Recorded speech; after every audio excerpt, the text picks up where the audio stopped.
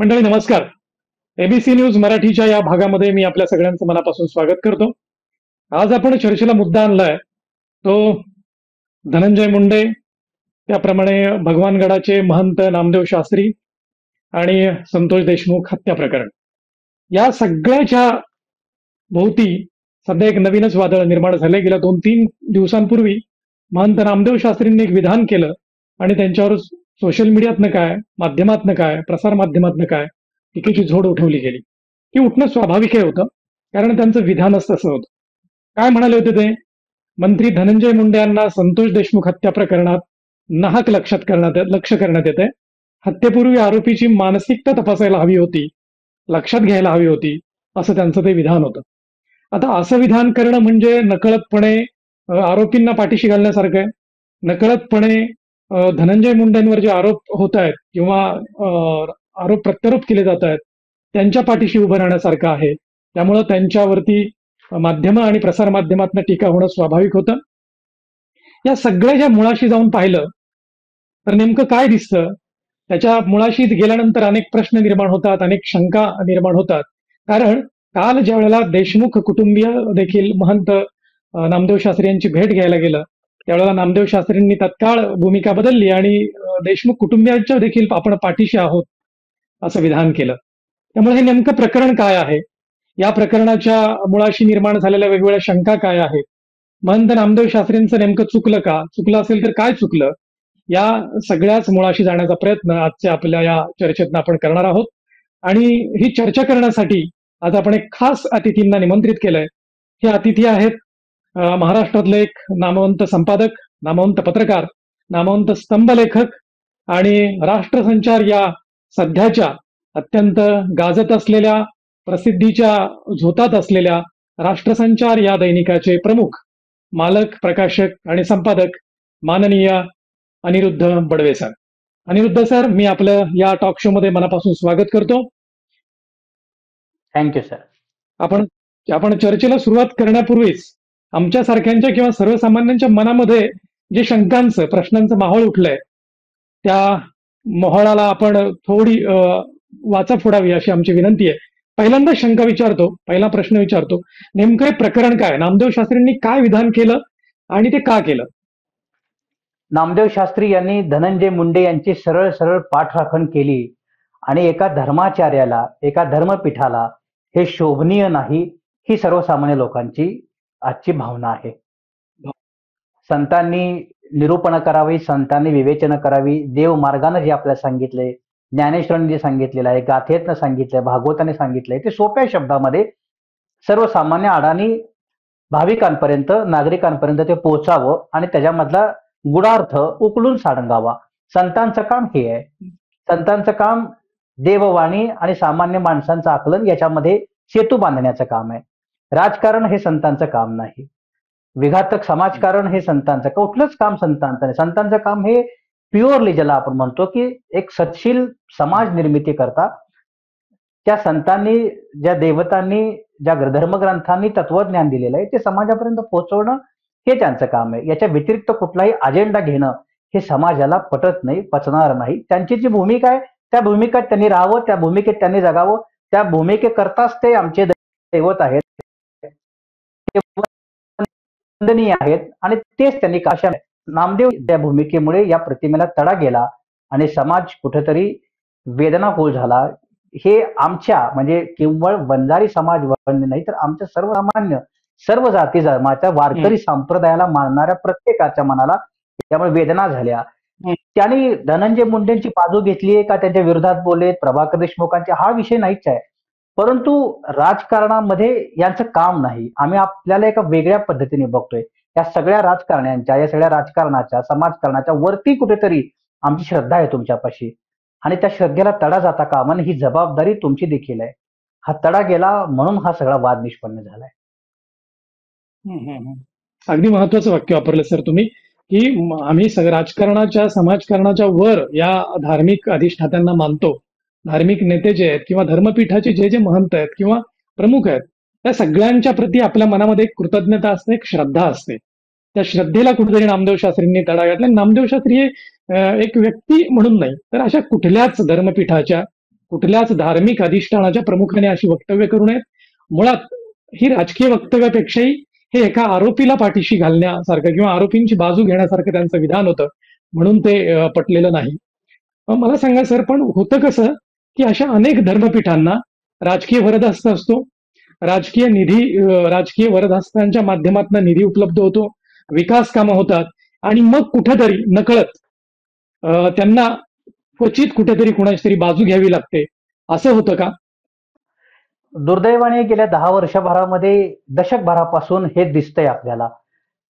एखाद्या महाराज, एखादा धर्मपीठ, एखादं फड, ज्याला आम्ही वारकरी संप्रदायामध्ये फड म्हणतो, असा फड, असा एखादा मठ की त्याला एखाद्याने आश्रित करणं किंवा त्यांनी एखाद्याच्या आश्रयाला जाणं किंवा त्यांनी एखाद्या राजकारणाने त्याला उपकृत करणं.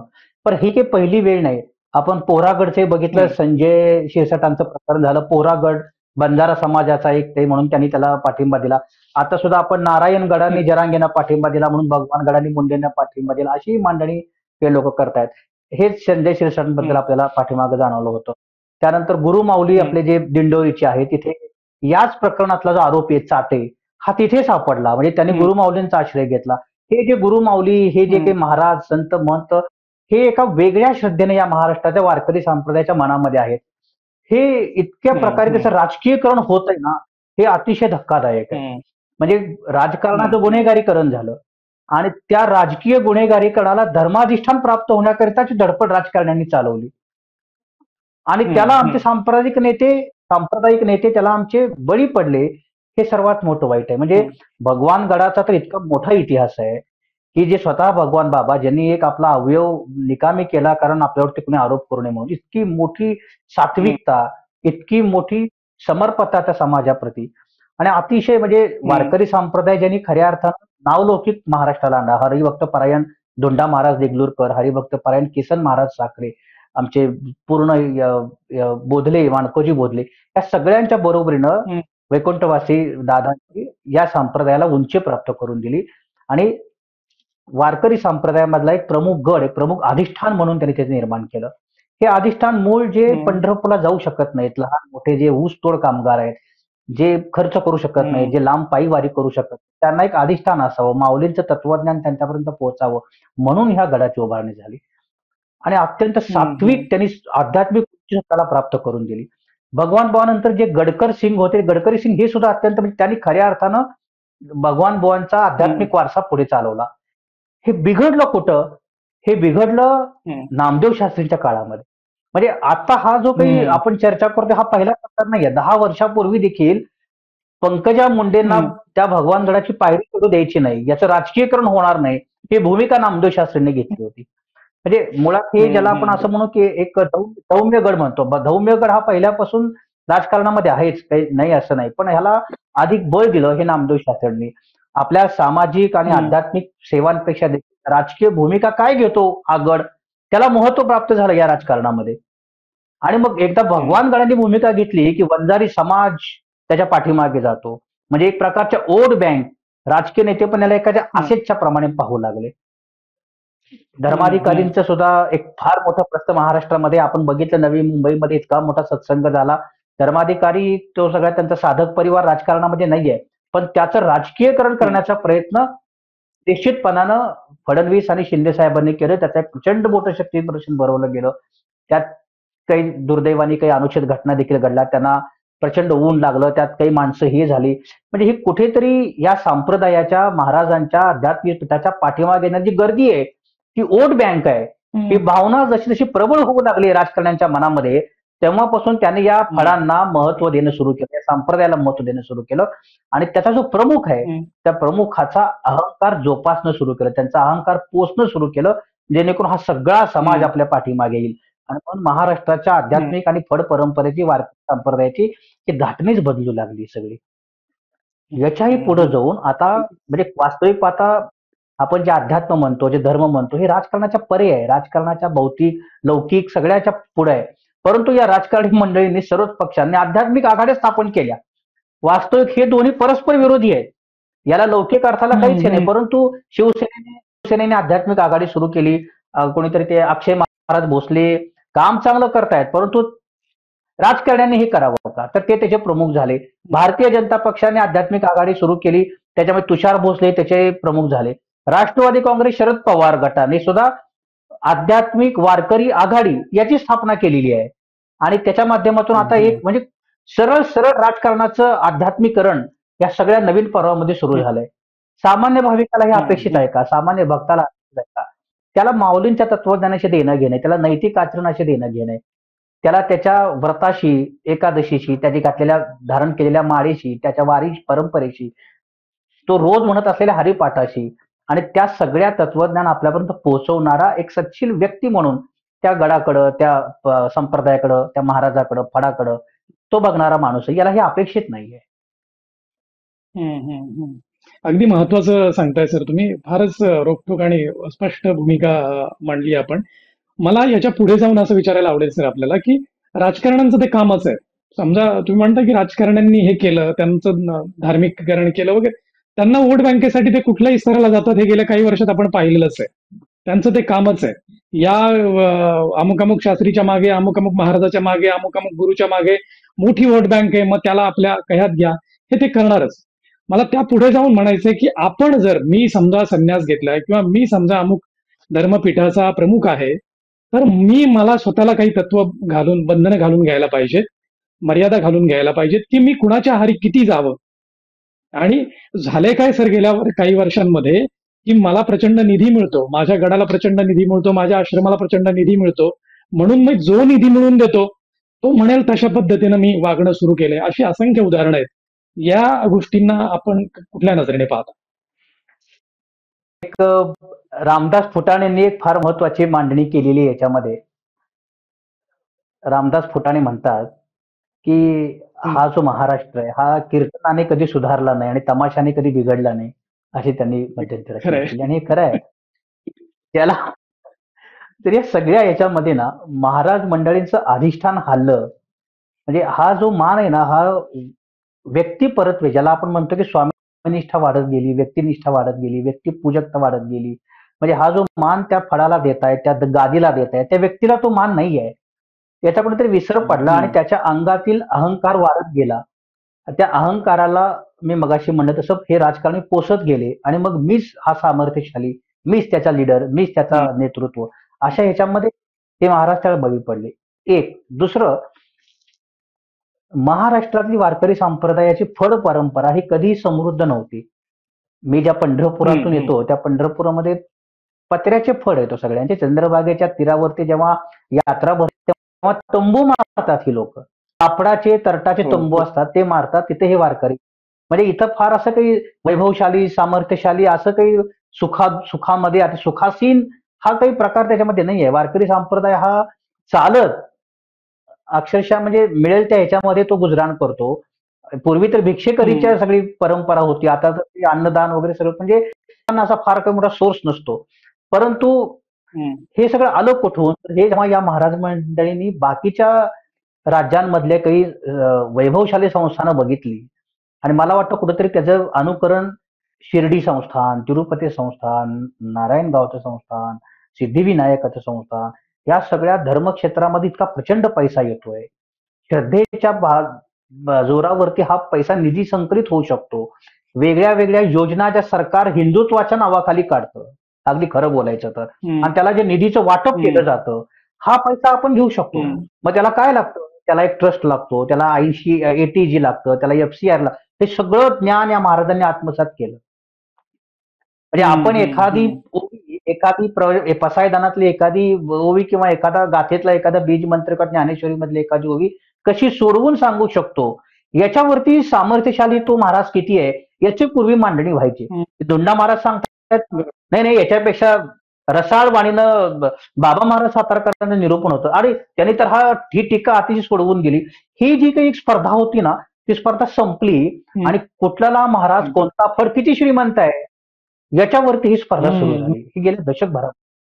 आणि हे जेव्हा सुरू झालं तेव्हापासून संपत्तीचं केंद्रीकरण, व्यावसायिक, आपल्याकडे कोणता उद्योजक आपल्याला मोठा येतो, आपल्याकडे येतात, कोणते राजकारणी आपल्या पीठाकडे येतात, ही एक अनामिका या संप्रदायामध्ये सुरू झाली दुर्दैवानं. ही सगळी पूर्ण बरतलेली नाहीये. अजूनही काही आळंदीमध्ये, पंढरपूरमध्ये अजूनही काही अशा आहेत की अत्यंत निरपेक्ष ते सेवा करतात. परंतु काही तथाकथित सांप्रदायिक पड परंपरांमध्ये ही स्पर्धा सुरू झाली आणि त्यामुळे तिथं जिथं फोकस गेला, जिथं ज्ञानोबाराय माऊलींच्या तुकोबारायाच्या तत्वज्ञानाचा फोकस पैशावरती गेला, धनसंचयावरती गेला, बरोबर. तिथे ही सगळी स्पर्धा सुरू झाली. खरंय, खरंय सर. तुम्ही अगदी महत्वाचं वाक्य वापरलंत, की गुणात्मक स्पर्धा बाजूला पडून ही ऐहिक आणि श्रीमंत होण्याची स्पर्धा, प्रचंड जीवघेणी स्पर्धा सुरू झाली या धार्मिक संप्रदाय. अर्थात याला निश्चितच सन्मान आणि अपवाद आहेत. सगळी काही तशी नाही. सर्वसामान्य माणसांना, सर्वसामान्य भाविकांनाही त्याच्याशी फारसं घेणं देणं नाही.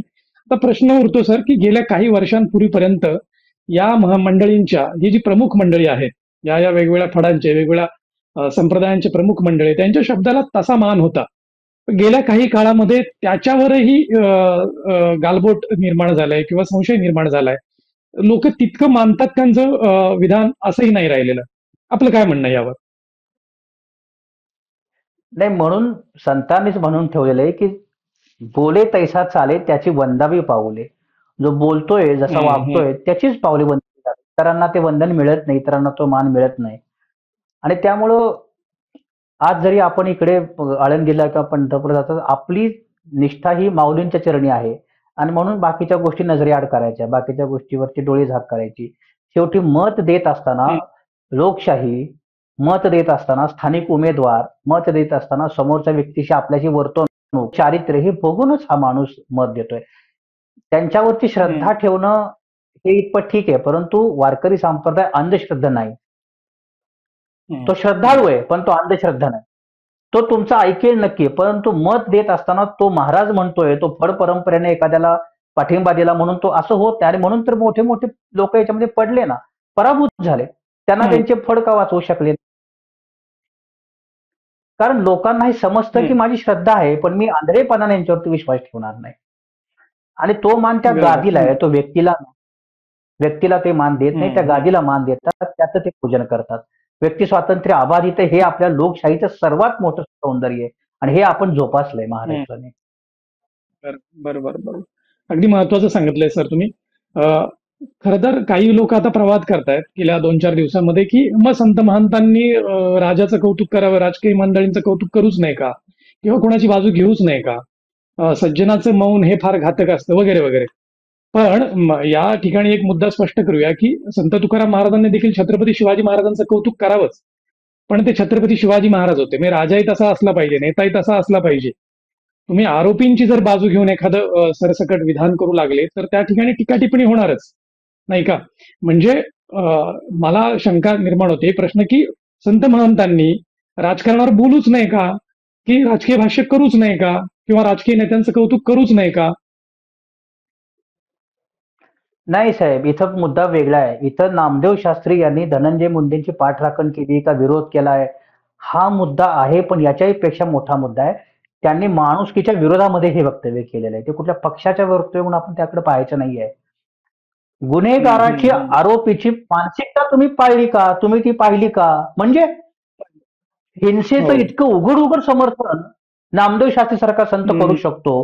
हे राजकारण, मुंडे, ते फडणवीस आणि शिंदे आणि हम्म. ते धस, याच्या पलीकडे आहे हे सगळं. म्हणजे बरोबर, बरोबर. आणि ती मारहाण काय आहे हो? ती मारहाण आपण पाहिलेली आहे टीव्हीवरती. धक्काबुक्की झाली, मारहाण झाली. आपण अनेकदा आपण ही मारहाण करतो, म्हणून त्याला इतका क्रूरपणे त्याचा कोणी हत्या तर करत नाही ना. हम्म, आणि कुठेतरी हम्म, हम्म. ते आणि अनावधानानं नाही झालेलं ते अत्यंत जाणीवपूर्वक हेतुपुरस्सर झालेलं आहे. समजून ते झालेलं आहे, की त्याने ते सगळं ठरवलं हम्म, काय आपल्या स्टेटमेंट द्यायचे, त्याप्रमाणे ते भूमिका घेतली. त्याच्या पाठीमागची जे हिडन अजेंडा आहे, तो धनंजय मुंडे यांना सेव्ह करण्याचा आहे. असावा का नसावा त्याबद्दलचं वेगळं, परंतु माणुसकीला विरोध कर, माणूस हिंसेचं समर्थन करण्याबद्दलची तुम्ही भूमिका घेताय, हे सगळ्यात मोठं वाईट. नामदेव शास्त्रींना त्या बीड जिल्ह्यामध्ये इतक्या समस्या साहेब, इतक्या समस्या आहेत. तिथं स्त्री भ्रूण हम्म. हत्याचं इतकं मोठं पाप करतंय, त्याच्या विरोधात कधी त्यांनी हा आवाज उठवला नाही. बोल. ऊस तोड कामगार हम्म, ह्या राजकारणी लोकांनी त्यांचा नुसता वापर, पण त्यांची हाल अपेक्षा आजही संपल्या नाहीत. आजही त्या हम्म, हम्म. ऊसाच्या फडावरती जो दोरी बांधून तिथंच त्या साखर शाळेमध्ये तो शिकतो, तिथंच ते गर्भवती होते, तिथंच ती प्रसूत होते. खूप वाईट अवस्था त्या ऊस तोड कामगारांची आहे. त्याच्याबद्दल कधी नामदेव शास्त्री बोलले नाहीत.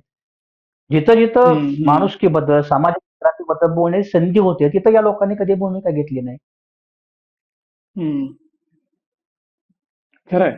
बरोबर. ज्या सर्वसामान्य माणसांच्या श्रद्धेवरती आपण पुढे चाललेलो आहोत किंवा आपल्या पाठीमागे जो समाज आहे त्यांच्या वास्तविक समस्यांवरती बोलायला पाहिजे, त्यावर आपण कधी आवाज काढत नाही. आणि नको त्या विषयावरती ज्याची खरं नसते बोलले तर फारसा फरक पडणार नव्हता. नसते बोलले तर फारसं काही बिघडणारही नव्हतं. काही वादही झाला नसता, हेही झालं नसतं. परंतु तरी देखील त्यांनी अशा पद्धतीचं आक्षेपार्ह विधान केलं आणि त्यावर त्यांना सर्वत्र टीकेची झोड सहन करायला लागली. मला पुढे जाऊन असं विचारावं वाटतं, की हे बोलण्यासाठी राजकीय व्यक्तींचा काही दबाव येत असावा, की नाही तुम्ही आता उडी घ्या, तुम्ही आता स्टेटमेंट द्या वगैरे, वगैरे असं काही? उघड उघड दबाव आहे ना. त्यांनी स्टेटमेंट केलं नामदेव शास्त्रींनी, की त्यांना जेव्हा विचारलं गेलं की तुम्ही हे का बोललात, तुम्ही ही भूमिका का हं, घेतली, हं, त्यांनी स्पष्ट सांगितलं की हं, धनंजय मुंडे माझ्याकडे आले, त्यांनी मला सगळी हकीकत सांगितली, मला ती पटली आणि म्हणून मी त्यांचं समर्थन करतो. इतके दिवस 53 दिवस धनंजय मुंडे त्यांच्याकडे गेले नव्हते. त्यांनी भूमिका घेतली हं, नाही. हं, मुंडे त्यांच्याकडे आता काय हं. झाले की मुंडे सगळीकडे फिरतायत. त्यांना एक सार्वजनिक हं. सहानुभूती असण्याची अपेक्षा आहे. आणि मग पेक्षा. सीएम कन्व्हिन्स झाले, डीसीएम कन्व्हिन्स झाले, समाज कन्व्हिन्स करायचा असेल, तर मग म्हणजे सगळे आपल्या हं, हं, विरोधामध्ये उभा होतात. पण किमान आपला समाज तरी आपल्या पाठीमागं पाहिजे. आणि त्याच्यामध्ये मग हं, कळीचा मुद्दा कोण? त्याच्यामध्ये हुकमाचा एक्का कोण? तर नामदेव शास्त्री. आणि जर गड आपल्या पाठीमागे असेल, तर समाज देखील आपल्या पाठीमागे असेल. किमान ही धारणा म्हणजे जसं संजय यांनी केलं शिरसाटाने, तसंच बंजारा समाजाने आंदोलन केलं, हं, त्यांचा राजीनाम्याबद्दल दबाव आणला.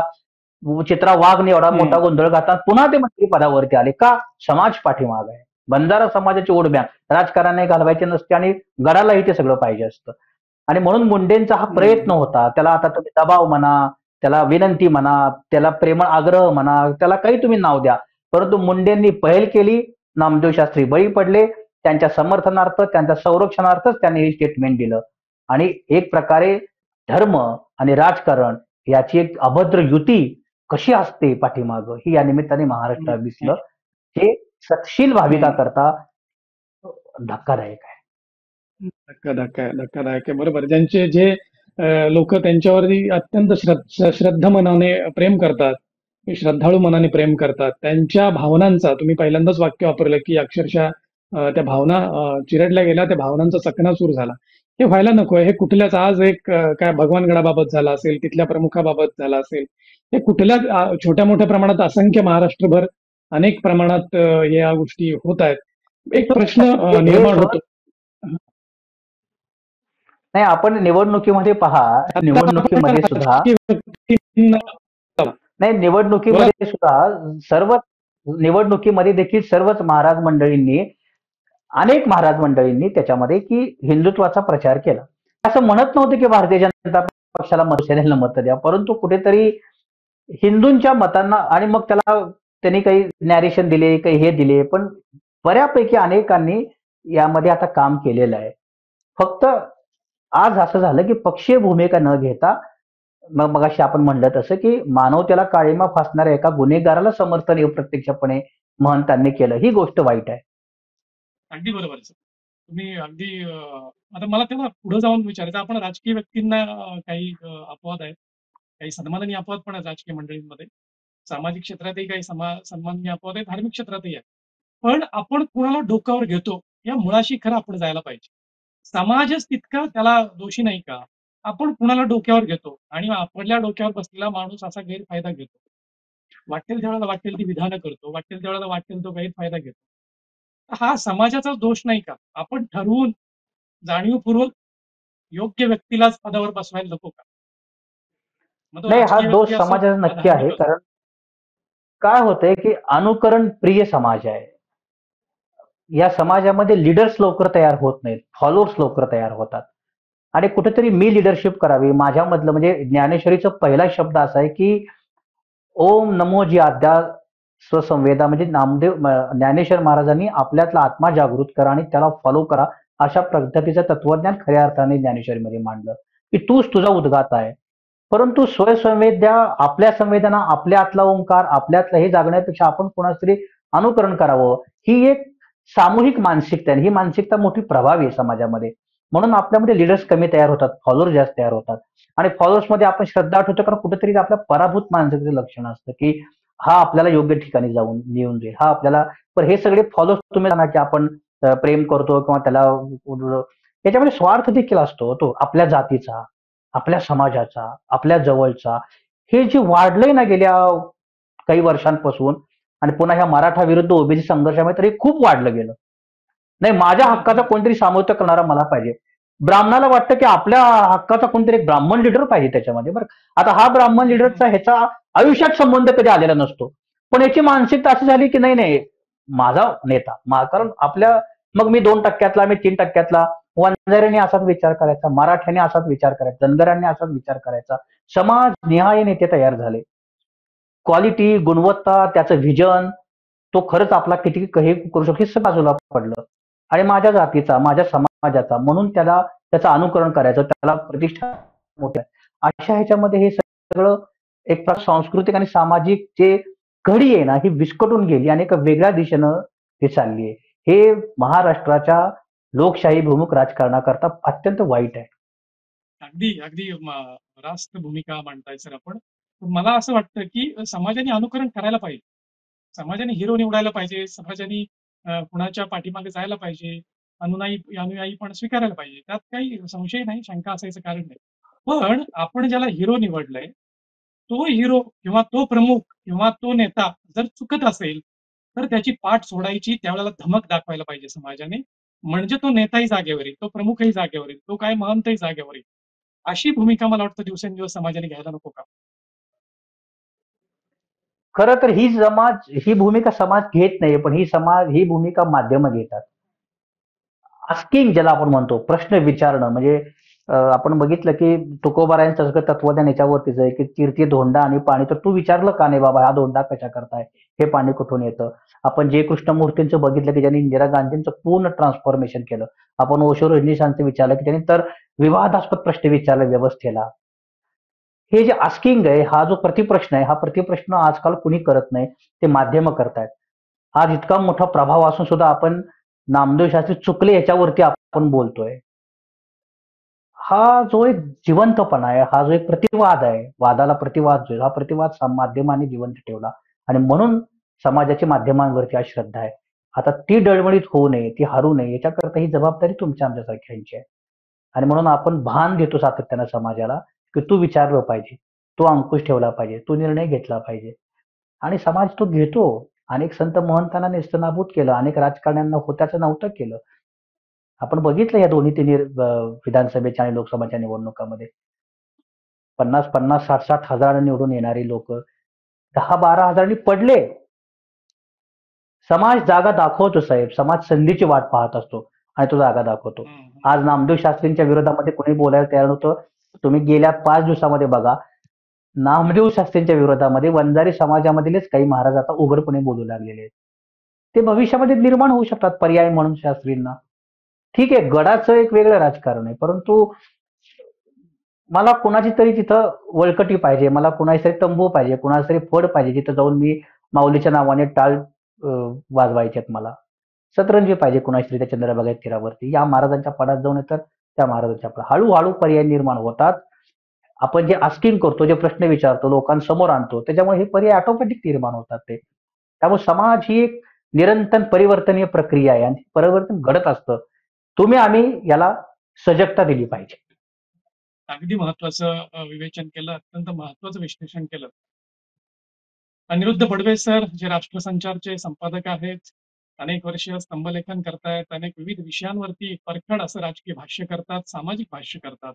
त्यांच्याकडून आज आपण जाणून घेतलं की नामदेव शास्त्रींचं काय चुकलं. तर नामदेव शास्त्रींचं चुकलंच हे ठामपणे त्यांनी सांगितलं. अशा वेळेला कुठल्याही धर्मपीठाचा प्रमुख असो, कुठल्याही समूहाचा प्रमुख असो, त्यांनी अशा पद्धतीचं विधान पूर्ण त्याचा तपास केल्याशिवाय, पूर्ण त्या निकाल लागल्याशिवाय अशा पद्धतीचं विधान करू नये. मुळात राजकीय नेत्यांच्या वळचणीला जाऊच नये. आणि ज्या समाजावर आपण मोठे झालेलो आहोत, त्या समाजाला नेहमी शिरोधार्य मानून पुढे चाललं पाहिजे. तर सगळ्यांचा भविष्यकाळ निश्चित उज्ज्वल राहील. त्याचबरोबर सरांनी असंही सांगितलं की समाजानं देखील सातत्यानं आपण कुणाला मोठं करतोय याचं स्वतःच्या मनाशी सातत्यानं तपासून पाहायला पाहिजे. समाज खाली खेचतोय, जो चुकीचा वागतो त्याला खाली खेचतो देखील. समाजाने अशा पद्धतीने अंकुश ठेवला पाहिजे असं देखील भाष्य बडवे सरांनी केलं. अतिशय मनापासून धन्यवाद सर. एबीसी न्यूज नेटवर्क साठी आपण आपला बहुमूल्य वेळ दिला आणि या अतिशय महत्वाच्या महाराष्ट्रात गाजत असलेल्या विषयावरती आपण भाष्य केलं, चर्चा केली. आपण आम्हाला वेळ दिलात. पुन्हा एकदा मनापासून धन्यवाद देतो. आपण या ठिकाणी थांबूयात. भेटूया पुढच्या भागात. एबीसी हिंदी न्यूज आज ही जुड़िए हर खबर के साथ।